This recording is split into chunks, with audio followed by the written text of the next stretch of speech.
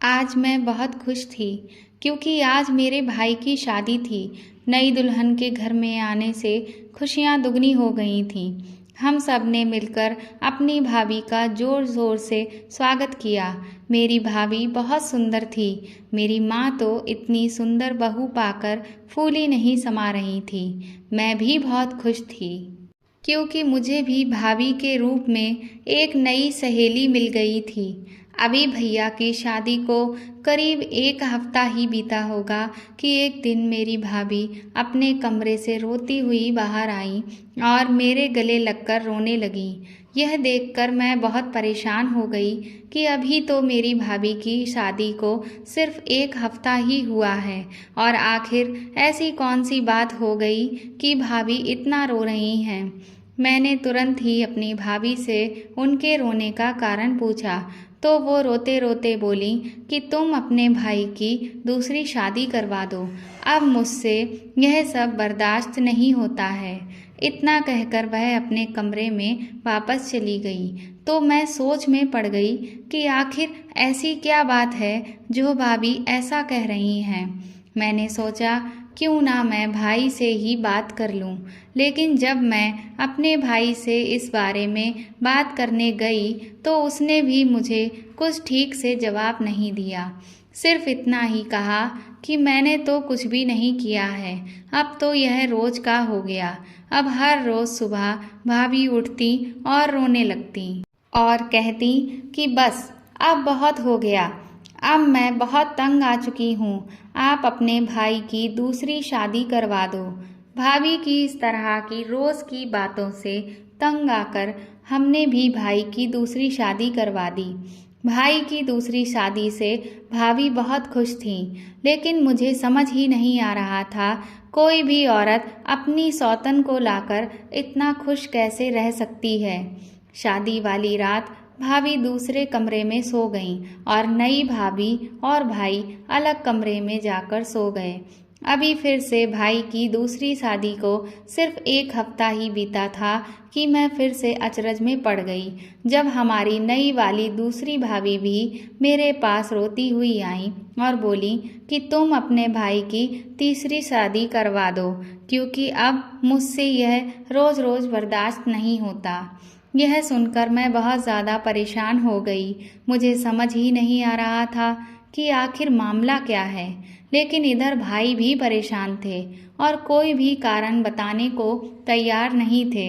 अब मेरी दूसरी भाभी भी पहली भाभी की तरह ही रोज़ सुबह उठकर रोने लग जाती और हर रोज़ यही बात दोहराती कि मैं अपने भाई की तीसरी शादी करवा दूं।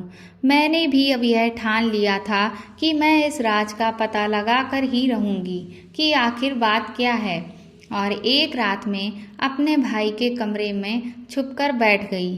थोड़ी ही देर के बाद मैंने एक ऐसा दृश्य देखा कि मेरी आंखों के सामने अंधेरा छा गया।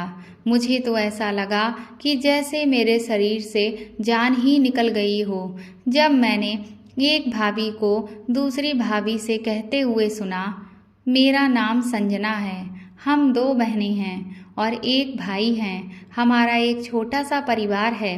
मेरी बहन और भाई मुझसे बड़े हैं। हम सब एक दूसरे के साथ मिलजुल कर और सुकून भरी जिंदगी जी रहे थे।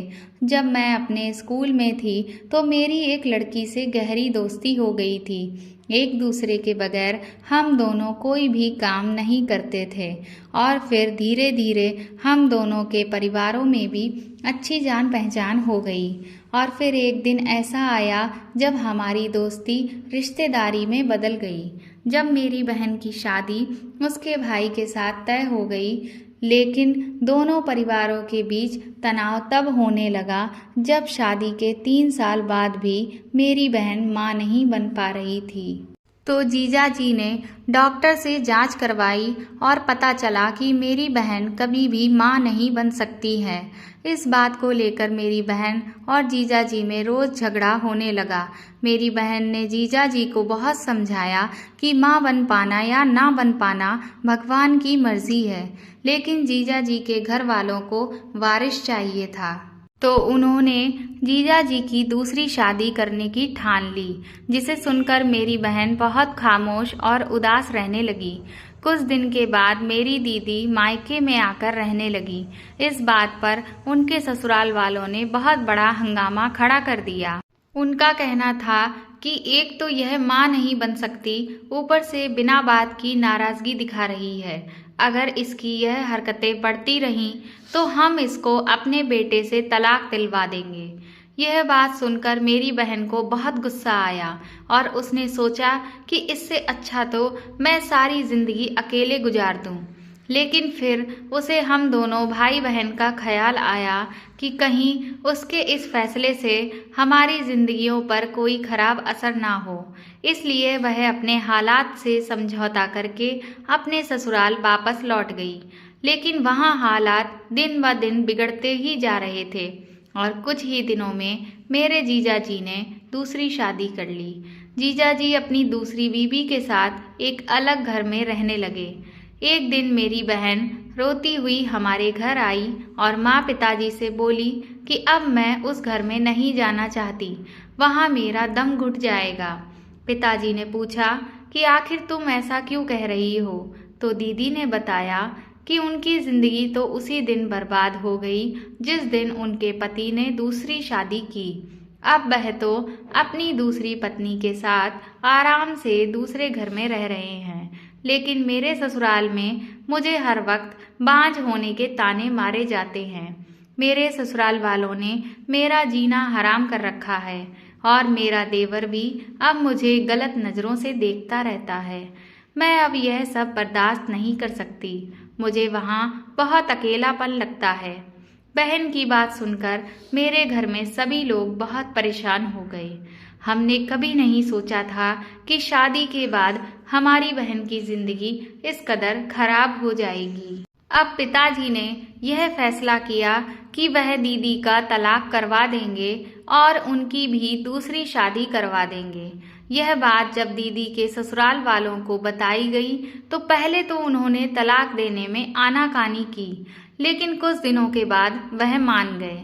दीदी की तलाक के बाद उनकी जिंदगी में थोड़ा सुकून वापस आ गया, लेकिन अब हम जल्द से जल्द उनकी भी दूसरी शादी कर देना चाहते थे। लेकिन दीदी दूसरी शादी करने से मना कर रही थीं, क्योंकि वह पहली शादी से मिले दुख से सदमे में थीं और इसीलिए उनका मन दूसरी शादी के लिए बिल्कुल भी तैयार नहीं था।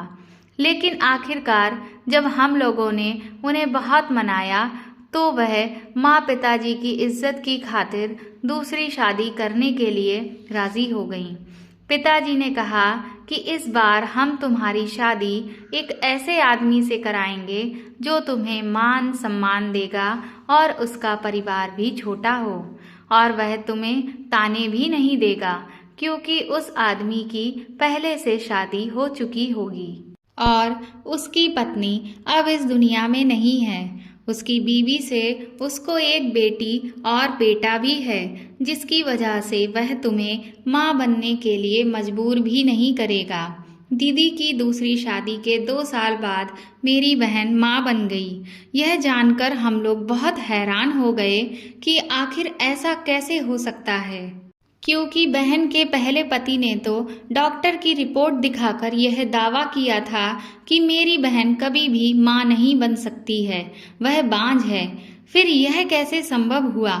इसलिए हमने इस बात की जांच करवाई तो पता चला कि दीदी के पहले पति तो उस औरत से पहले से ही प्यार करते थे जिसे उन्होंने दूसरी शादी की थी, लेकिन उन्होंने परिवार के दबाव में आकर मेरी दीदी से शादी कर ली और फिर उन्हें बांझ साबित करके तलाक दे दिया। लेकिन हमने यह सारी बातें अपनी बहन को नहीं बताईं, क्योंकि वह अपनी दूसरी जिंदगी में बहुत खुश थी। उन्हें तो यही लग रहा था कि वो जो माँ बनी हैं, यह उनके सब्र का फल है जो भगवान ने उन्हें दिया है। हम लोगों ने भी बीती बातें भूलकर आगे बढ़ने का फैसला किया। अब भाई की शादी की बात भी घर में चलने लगी थी। दीदी की शादी का अंजाम देखकर हम लोग बहुत सोच समझकर अपने घर के किसी व्यक्ति की शादी करना चाहते थे। हम नहीं चाहते थे कि जो मुसीबत दीदी को झेलनी पड़ी वही मेरे भाई को भी झेलनी पड़े। इसीलिए हम अपने भाई के लिए एक खूबसूरत और समझदार लड़की चाहते थे जो उसका कभी भी साथ ना छोड़े। कुछ दिनों की तलाश के बाद आखिरकार हमें ऐसी लड़की मिल भी गई और लड़की वालों को भी मेरा भाई पसंद आ गया और फिर भाई की उस लड़की के साथ शादी हो गई और वह एक खुशहाल जीवन जीने लगे। कुछ दिनों तक तो घर में हंसी खुशी का माहौल रहा, लेकिन अचानक ही थोड़े दिन के बाद भाभी परेशान रहने लगी। हमें लगा कि शायद भाभी को मायके की याद आ रही है या फिर मियाँ बीवी में कोई छोटी मोटी तकरार हुई होगी। थोड़े दिन में सब कुछ ठीक हो जाएगा। लेकिन ऐसा नहीं हुआ। शादी को अभी 1 हफ्ता ही हुआ था कि भाभी रोती हुई आईं और मुझसे कहने लगी कि मैं अपने पति की दूसरी शादी करना चाहती हूँ। भाभी के मुंह से यह बात सुनकर मैं हैरान रह गई। मैंने भाभी को समझाया कि आप यह बहुत बड़ी बेवकूफ़ों वाली बात कर रही हैं। आपकी शादीशुदा ज़िंदगी अच्छे से तो गुजर रही है, फिर क्यों जानबूझकर अपनी ज़िंदगी बर्बाद करना चाहती हैं। इस पर भाभी ने रोते हुए कहा कि इसका कारण मैं आपको नहीं बता सकती। मैं अपने पति की दूसरी शादी अपनी खुशी से करवाना चाहती हूँ। मैं भाभी को बहुत समझाती रही कि दूसरी शादी के परिणाम आप शायद जानती नहीं हैं। हमने अपनी दीदी की भी दूसरी शादी करवाई है और उनके पति ने भी दूसरी शादी की है। दूसरी शादी से एक औरत पर क्या गुजरती है, यह हमसे बेहतर कौन जान सकता है। भला अपनी ही सौतन लाकर कौन औरत खुश रह पाती है। लेकिन भाभी हमारी कोई बात सुनने को तैयार ही नहीं थी। उनके दिमाग में शायद कुछ और ही चल रहा था। वह कहने लगी कि यह मेरा फैसला है कि मैं अपने पति की दूसरी शादी करके ही रहूंगी। हमने कहा ठीक है, लेकिन एक बात जान लीजिए कि मेरा भाई आपसे बहुत प्यार करता है, जिसकी वजह से वह दूसरी शादी के लिए कभी तैयार नहीं होगा। भाभी ने कहा, अपने पति को दूसरी शादी के लिए राजी करने की जिम्मेदारी मेरी है। मुझे तो लग रहा था कि भाभी का दिमाग खराब हो गया है, जो अपने ही हाथों से अपनी गृहस्थी बर्बाद करने पर तुली हैं। हमने उनसे ज़्यादा बहस नहीं की क्योंकि हमें यकीन था कि भाई इस बात के लिए नहीं मानेगा। लेकिन हम तब हैरान रह गए जब हमारा भाई भी इस बात के लिए राज़ी हो गया। हम यही सोच सोच कर परेशान थे कि मेरा भाई तो अपनी पत्नी से बहुत प्यार करता है, फिर इसके बावजूद वह दूसरी शादी के लिए कैसे तैयार हो गया। हमने अपने भाई से पूछा कि आप दूसरी शादी के लिए आखिर कैसे तैयार हो गए। दूसरी शादी के क्या अंजाम होते हैं, क्या आपको नहीं पता? सबसे बड़ा उदाहरण तो हमारे घर में ही है। इस बात पर भाई बोले कि मैं तो खुद ही बहुत परेशान हूँ कि मेरी पत्नी मेरी दूसरी शादी आखिर क्यों करवाना चाहती है। मुझे तुम्हारी भाभी ने दूसरी शादी करने के लिए मजबूर किया है, क्योंकि उसने मुझे धमकी दी है कि अगर मैंने ऐसा नहीं किया तो वह मुझे तलाक दे देगी और मैं यह नहीं चाहता कि वह मेरी ज़िंदगी से चली जाए। इसलिए मैं तैयार हो गया हूँ। अपने भाई को हमने कभी भी इतना मजबूर नहीं देखा था और उनकी इस हालत के कारण हमें भाभी पर भी बहुत गुस्सा आ रहा था। कुछ दिनों के बाद भाभी ने अपनी ही एक सहेली के साथ भाई की शादी करवा दी और दोनों भाभियां एक दूसरे के साथ राजी खुशी रहने लगीं। बाकी सौतन की तरह दोनों भाभियों में कभी भी लड़ाई झगड़ा नहीं होता। यह देखकर हमें भी बहुत खुशी होती थी। लेकिन कुछ दिनों के बाद पहली वाली भाभी भाई से अलग होकर दूसरे कमरे में सोने लगी। दोनों भाभियों के कमरे अलग अलग थे, लेकिन बड़ी भाभी ने भाई को यह कहा कि वह उनके कमरे में कभी भी ना आए और अपनी दूसरी पत्नी के साथ ही रहें। उनकी यह बात भाई ने तो मान ली, लेकिन अब हम लोगों को यह सब हजम नहीं हो रहा था। आखिर ऐसी कौन सी पत्नी होगी जो अपने पति को खुद ही किसी दूसरी औरत के साथ नज़दीकियां बढ़ाने दे। हम सब यही सोच के परेशान होते रहते थे कि शादी के कुछ दिन तो सब ठीक था, फिर अचानक ऐसा क्या हुआ कि दोनों अलग कमरों में सो रहे थे। भाभी की इन हरकतों की वजह से घर में हमेशा तनाव का माहौल रहता था। वह हर रोज कुछ ना कुछ ऐसा करती थी कि हम सब लोग परेशान हो जाते थे। जब हमने भाभी से इस बारे में बात की तो वह बोली कि वह यह सब मजबूरी में कर रही हैं, और जब हमने इस बारे में उनसे पूछा तो वह बोली कि उनकी क्या मजबूरी है यह वह नहीं बता सकती। उनकी बात सुनकर पूरे परिवार ने यह फैसला किया कि भाभी की परेशानी का पता लगाकर ही रहेंगे। अभी यह सब घर में चल ही रहा था कि भैया की दूसरी पत्नी शादी के दूसरे हफ्ते में ही हंगामा करने लगी और कहने लगी कि आप अपने भाई की तीसरी शादी करवा दो। हर रोज सुबह वह भाई के कमरे से निकलती और बहुत रोती और बार बार यही बात दोहराती कि अब मैं यह सब बर्दाश्त नहीं कर सकती, अपने भाई की तीसरी शादी करवा दो। हम सब आप बहुत परेशान थे कि आखिर यह सब क्या चल रहा है, और हमने भाई से कहा कि हम तुम्हारी तीसरी शादी हरगिज नहीं करवाएंगे। दूसरी भाभी को मैंने बहुत समझाया, लेकिन वह मानने को तैयार ही नहीं हुई और उसने भी यही धमकी दी कि अगर हमने ऐसा नहीं किया तो वह मेरे भाई को तलाक दे देंगी। कुछ दिन तो यह सिलसिला चलता रहा और फिर भाभी एकदम से चुप हो गईं, लेकिन अब मुझे यह बात अंदर ही अंदर खाए जा रही थी। इसीलिए मैंने अपने भाई के ऊपर नज़र रखनी शुरू कर दी और एक दिन हमें ऐसी बात पता चली जिसको सुनते ही हमारा दिमाग चकरा गया। मेरी दूसरी भाभी पहली भाभी से मिलने उनके कमरे में आई और बोली कि बस 2 महीने और तुमको अपने पति से अलग रहना है, और अगर तुमने ऐसा नहीं किया तो मैं तुम्हारे सारे राज तुम्हारे पति और तुम्हारे घर वालों को बता दूंगी।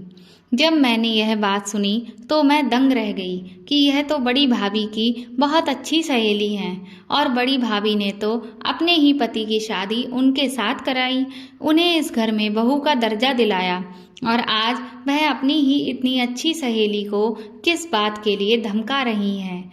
छोटी भाभी की वजह से ही बड़ी भाभी ने अपने पति से दूरी बना ली, यहाँ तक कि कमरा भी अलग कर लिया। फिर आखिर ऐसा कौन सा राज है जिसकी वजह से बड़ी भाभी इतनी मजबूर हैं कि वह छोटी भाभी की हर नाजायज़ बात मानने को भी तैयार हैं।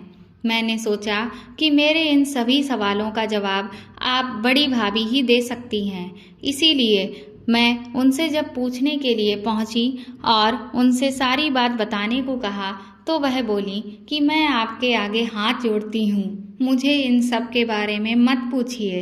अगर मेरे इस राज के बारे में घर में किसी को भी पता चल गया तो मुझे पूरा यकीन है कि आप लोग मुझे इस घर से बाहर निकाल देंगे और मैं यहाँ से जाना नहीं चाहती।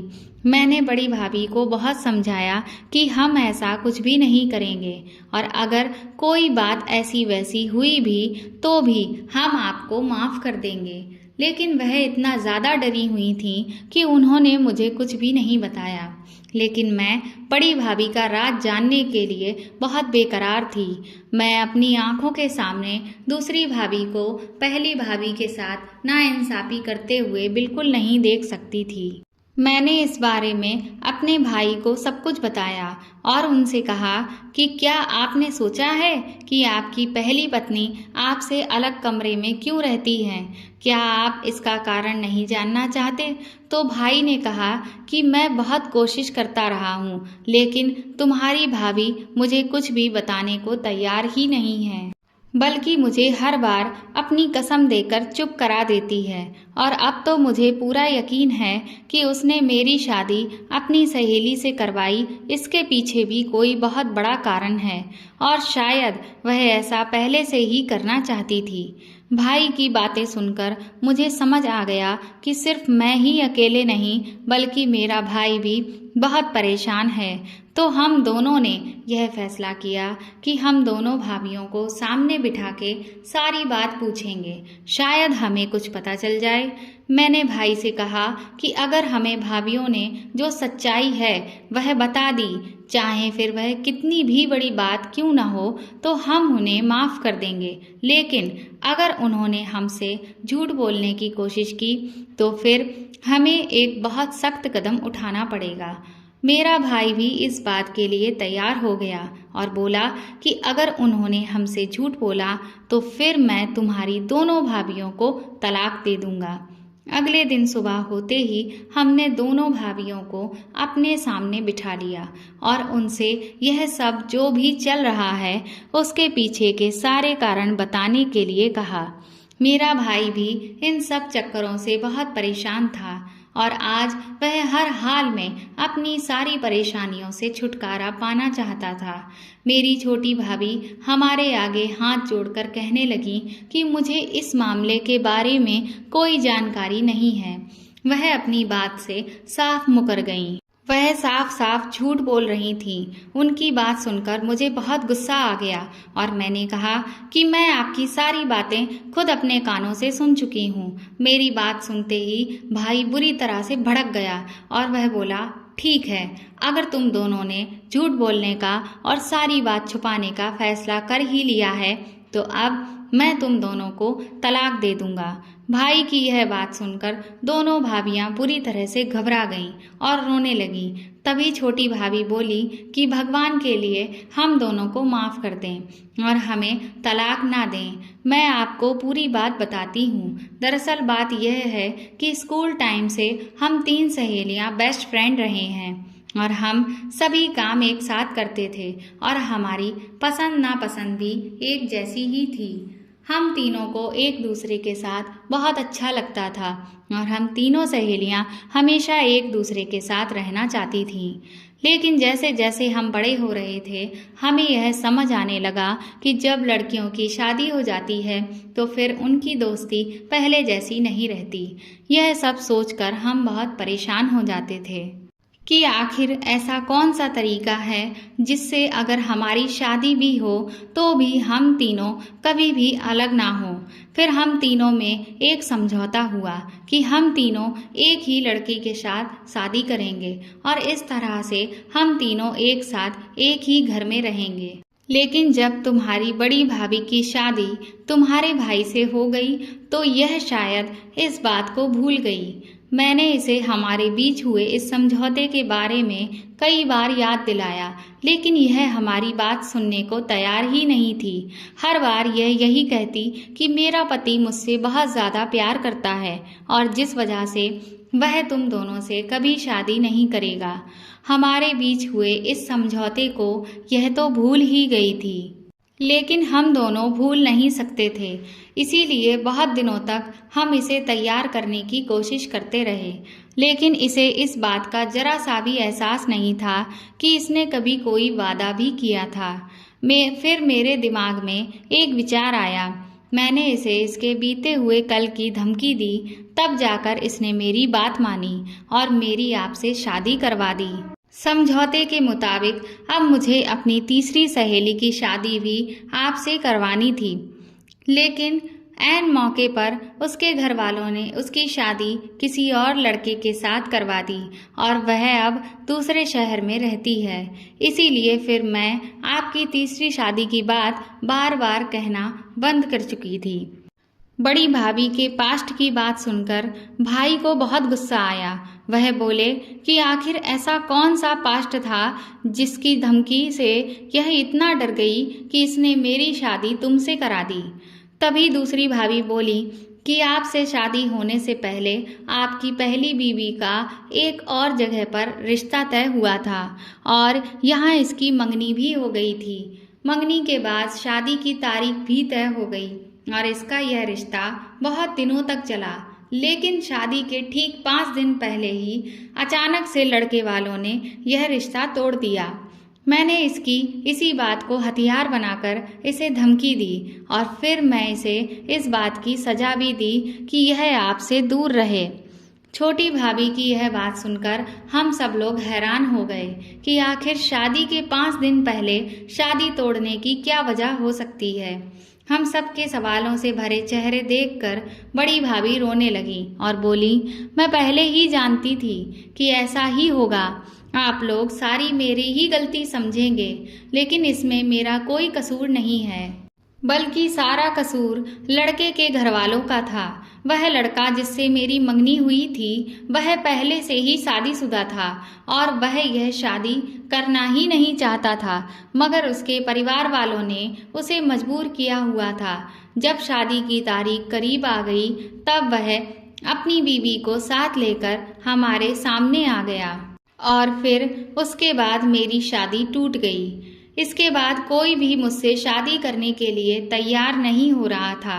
हमारा समाज ऐसा ही है, चाहे भले ही लड़की की गलती हो या ना हो, लेकिन हर तरफ से लड़की को ही गलत समझा जाता है।